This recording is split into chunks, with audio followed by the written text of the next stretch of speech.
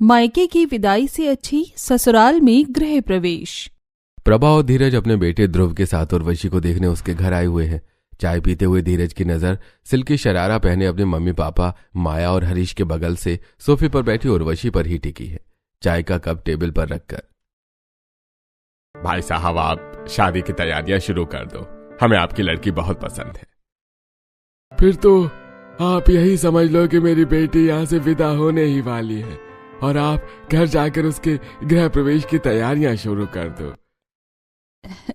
भाई साहब, इतनी भी क्या जल्दी है बेटी को विदा करने की? बहन जी, आपको तो पता ही है कि बेटी पराया धन होती है, तो उसे ज्यादा दिन अपना बना कर रखना ठीक नहीं है, खासकर तब जब लड़के वाले उसे पसंद कर ले। आपकी बात भी सही है। तब तो आज ही घर जाकर पंडित जी से बात करता हूँ और शादी का शुभ मुहूर्त निकलवाता हूँ। रिश्ता पक्का करके प्रभा, धीरज और ध्रुव वहां से चले जाते हैं। उनके जाने के बाद उर्वशी टेबल पर रखे चाय नाश्ते के झूठे बर्तन उठाई रही होती है कि तभी उसके पास उसकी छोटी बहन अदिति आती है और ये सब काम बाद में करना, पहले जो मेरा शरारा पहना हुआ है वो उतार दी। बस 2 मिनट, उतार रही हूँ। नहीं, अभी उतार, इसमें दाग लग जाएगा, बहुत महंगा शरारा है ये। ठीक है, उतारती हूँ। झूठे बर्तन टेबल पर रखकर उर्वशी अपने रूम में जाती है और वहां से पुराना सलवार सूट पहने प्रेस और घड़ी किया हुआ शरारा लेके वापस अदिति के पास आती है। ये ली बहन, अपना महंगा शरारा, मैंने प्रेस भी कर दिया है। अदिति को शरारा देकर उर्वशी झूठे बर्तन लेकर किचन में चली जाती है। उसी दिन शाम को उर्वशी का पूरा परिवार हॉल में बैठा इवनिंग स्नैक्स एंजॉय कर रहा था। तभी हरीश के पास धीरज का फोन आता है। धीरज से बात करने के बाद, समधी जी ने पंडित जी से शादी की डेट निकलवा ली है। इसी महीने की 25 तारीख को शादी का मुहूर्त निकला है। अब तुम सब बताओ, शादी के पहले हल्दी और मेहंदी के फंक्शन कब और कैसे करने हैं? कब और कैसे से तुम्हारा क्या मतलब है? जैसे होते हैं और जब होते हैं वैसे ही होंगे। हाँ पापा, मैं अपने लिए हर फंक्शन में एक अलग ड्रेस लूंगी, और मैं भी, आखिर मेरी ननंद की जो शादी है। उन सभी की बातें उर्वशी उनके पास ही खड़ी सुन रही थी। मैं हल्दी के फंक्शन के लिए येलो गाउन लूंगी, मेहंदी के लिए ग्रीन और अपने स्पेशल दिन के लिए बेबी पिंक लहंगा, जो मैं हमेशा से पहनना चाहती हूँ।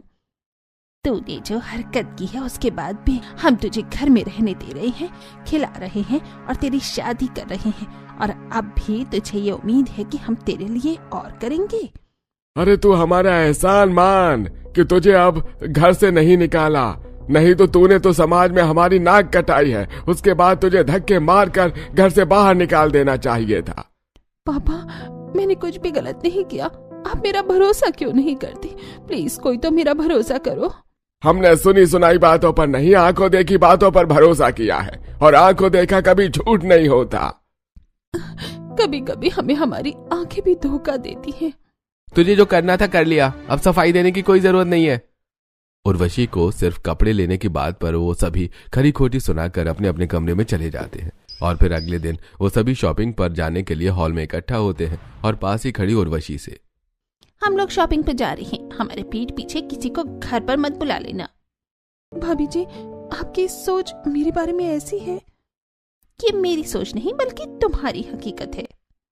आखिर उर्वशी ने ऐसा क्या किया जो उसका पूरा परिवार उससे इतनी नफरत करने लगा और ऐसी बुरी बुरी बातें कर रहा है? उर्वशी ने जो भी किया हो बहुत ही गलत किया होगा। पूरा परिवार एक साथ शॉपिंग करने के लिए चला जाता है और शाम को ही शॉपिंग करके वापस लौटता है। हॉल में वो सभी अपने साथ लिए शॉपिंग बैग्स रखते हैं। उर्वशी, पानी लाना, तो बहुत प्यास लगी है। कुछ ही देर में उर्वशी सभी के लिए पानी लेकर आती है। तभी रागिनी बैग्स में से साड़ियां निकालती है और सबको दिखाती हुई, ये पीली पश्मीना साड़ी मैं हल्दी वाले दिन पहनूंगी, ये हरी चंदेरी साड़ी मैं मेहंदी वाले दिन पहनूंगी, और ये लाल रेशमी साड़ी शादी वाले दिन पहनूंगी। मैं अपने लिए सिर्फ गाउन ही लाई हूँ, ये येलो हल्दी के लिए, ग्रीन मेहंदी के लिए, और ये मजेंटा शादी वाले दिन के लिए। उदास उर्वशी रागिनी और अदिति के कपड़े देख रही थी।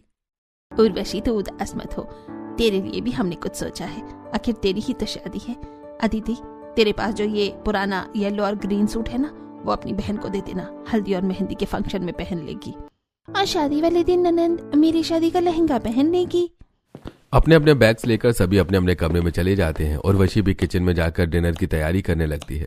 देखते देखते दिन बीत जाते हैं और उर्वशी की हल्दी का दिन आ जाता है।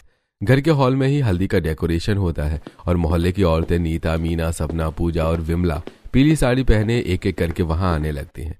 उन्हीं के सामने माया एक कटोरा में शुद्ध हल्दी घोल रही होती है। माया तो ये क्या कर रही है? शुद्ध हल्दी लगाएगी क्या उर्वशी को? हल्दी में बेसन दो घोल ले। हल्दी बहुत हार्श होती है, इससे उर्वशी की स्किन जल जाएगी। अरे कुछ नहीं होगा, हल्दी शुद्ध ही लगानी चाहिए। और उर्वशी की चमड़ी मोटी है, नाजुक नहीं है जो जरा सी हल्दी से छिल जाए। माया के हल्दी घोलने से पहले ही अदिति का पुराना पीला सूट पहने उर्वशी वहां आ जाती है। पीली पश्मीना साड़ी पहने रागिनी और पीला गाउन पहने अदिति उसे टेबल में बैठाती है।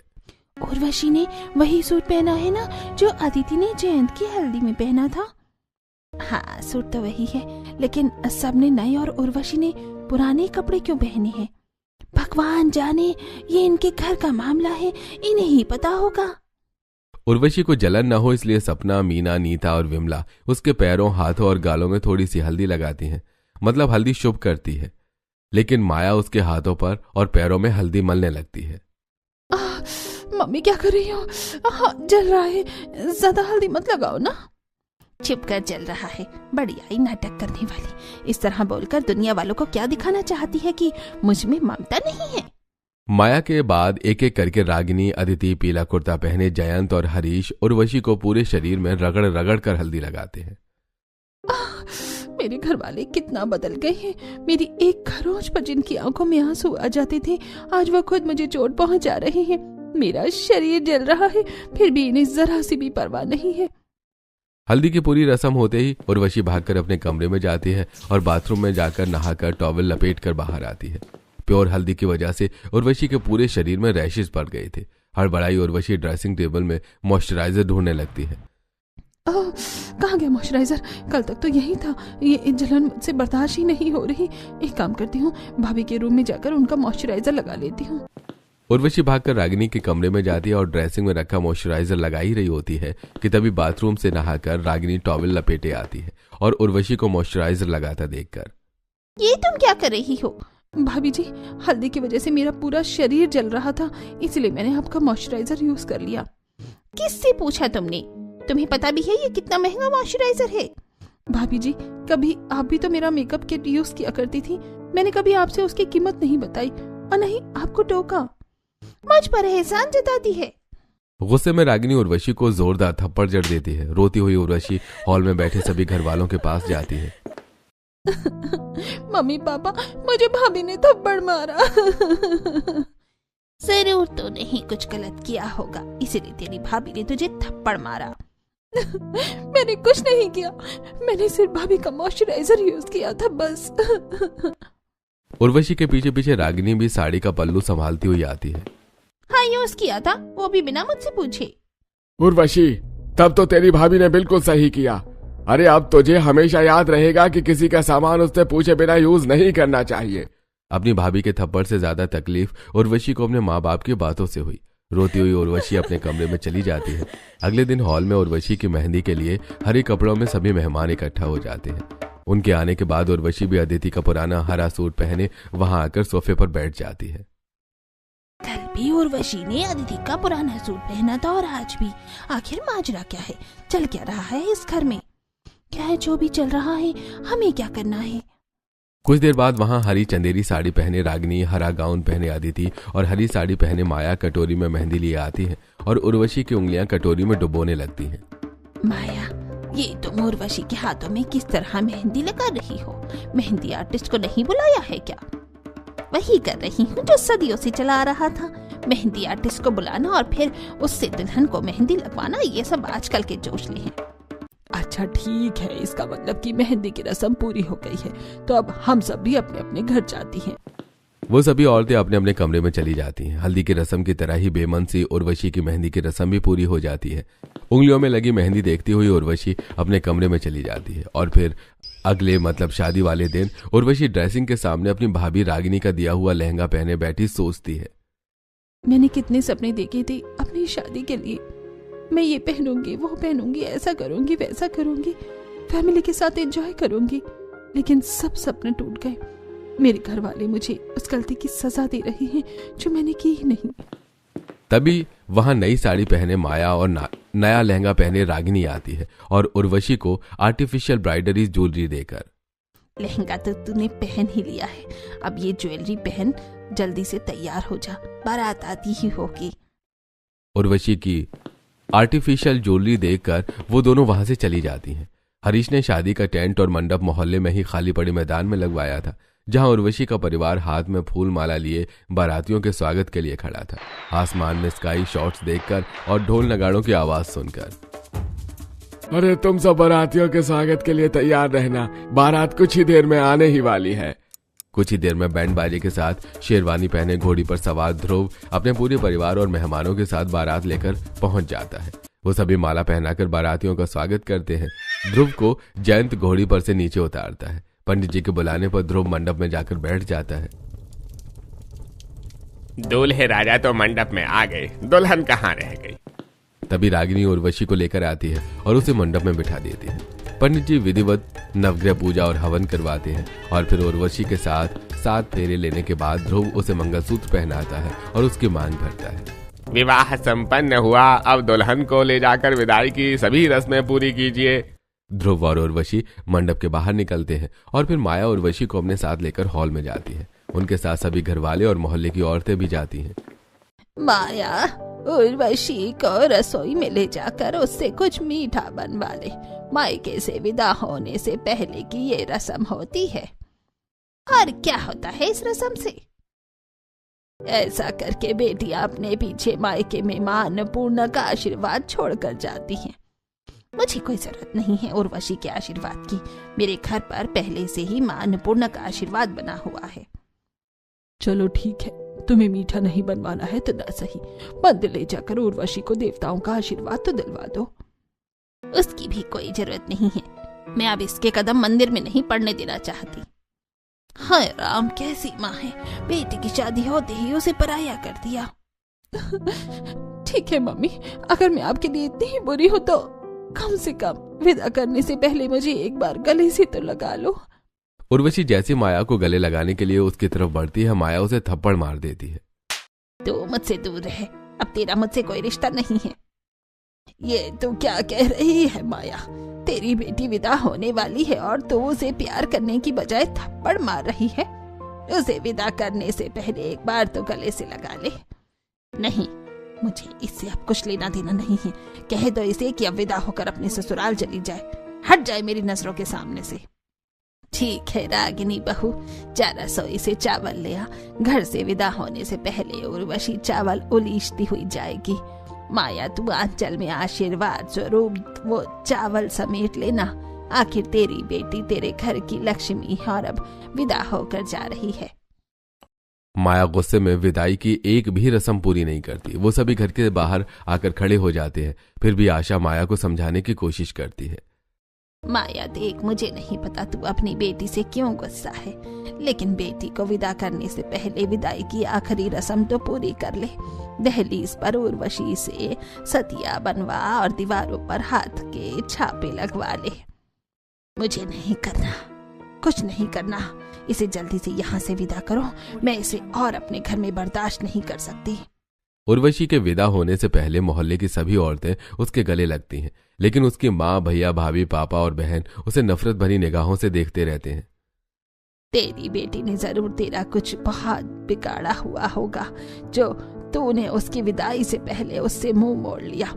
लेकिन तेरे दामाद ने तेरा क्या बिगाड़ा है? कम से कम उसे तो आशीर्वाद दे दे, या उससे भी कोई परेशानी है तुझे? आशा के बार बार समझाने पर उर्वशी के सभी परिवार वाले उर्वशी के साथ खड़े ध्रुव को एक एक नारियल देते हैं और दामाद जी, अपना ख्याल रखना। घर के सामने खड़ी कार की बैक सीट में उर्वशी को बिठाकर ध्रुव उसे विदा करके अपने घर ले आता है। उनके घर पहुंचने से पहले ही ध्रुव का पूरा परिवार घर पहुंचकर उर्वशी के गृह प्रवेश की सभी तैयारियां कर चुका था। उनके घर पहुंचते ही ढोल लिए खड़ी अंजलि ढोल बजाते हुए वेलकम होम भैया और भाभी।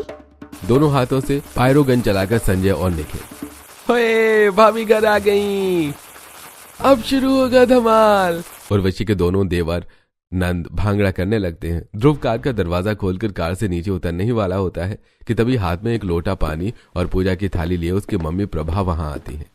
इतनी भी क्या जल्दी है कार से उतरने की? न जाने कैसे रास्ते से होते हुए आए हों। अपने साथ कितनी बलाएं लाए होंगे। मैं पहले बलाएं ले लूं, उसके बाद कार से तू भी उतरना और बहू भी। प्रभा लोटे का पानी कार के चारों तरफ घुमा के पीछे फेंक देती है और उन दोनों की आरती उतारती है। अब बाहर आ जाओ। वो दोनों कार से नीचे उतरकर घर की दहलीज के सामने आकर खड़े हो जाते हैं। तभी ध्रुव की बुआ सरिता एक थाली में घुली हुई हल्दी लेकर आती हैं और बहू गृह प्रवेश करने से पहले दीवार पर अपने हाथों के छापे लगा दो, ऐसा करना शुभ होता है। मुझसे ये लोग वो सब क्यों करवा रहे हैं जो मेरी मम्मी ने मुझसे नहीं करवाया?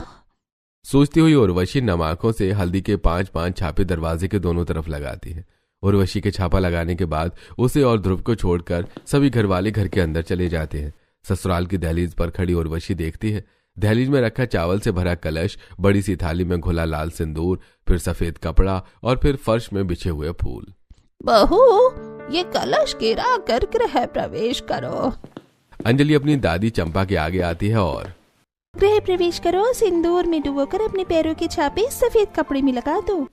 प्रभा अपनी बेटी अंजलि के सामने आती है और मैं तुम्हारे पहले कदमों के निशान को हमेशा संभाल कर रखूंगी।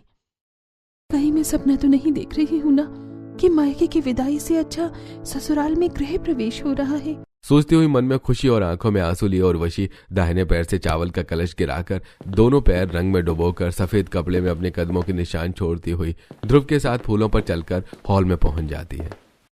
बहू, अब तू घर के मंदिर में चलकर कुल देवताओं का आशीर्वाद ले ले तो तेरा गृह प्रवेश पूरा हो जाएगा। गृह प्रवेश में ही अपने ससुराल वालों का इतना प्यार पाकर उर्वशी खुद को और नहीं रोक पाती और आंसू में घुली उसकी भावनाएं बाहर आ जाती हैं। उर्वशी की आंखों से बहते आंसू पोंछकर बहू, तुम रो क्यों रही हो? जब से तुम यहाँ आई हो तब से तुम्हारी आंखें नम ही हैं। तुम परेशान मत हो, हम सब तुम्हें यहाँ मायके जितना ही प्यार देंगे। बहू, तू भी कैसी बातें कर रही है? तेरी बहू अभी अभी अपने मायके से विदा होकर यहाँ आई है तो उसे अपने घर वालों की याद आ रही होगी, इसलिए उसकी आंखों से आंसू आ गए। अरे तुम सब यही खड़ी बातें ही करती रहोगी या बहू को ले जाकर देवताओं का आशीर्वाद भी दिलवाओगी? चंपा और प्रभा उन दोनों को कुल देवताओं के कमरे में ले जाते हैं। वो दोनों वहां माथा टेक कर उनका आशीर्वाद लेते हैं। चलो ठीक है, अब तुम दोनों आराम कर लो, अभी बहुत सी रस्में बाकी हैं जो शाम को होंगी।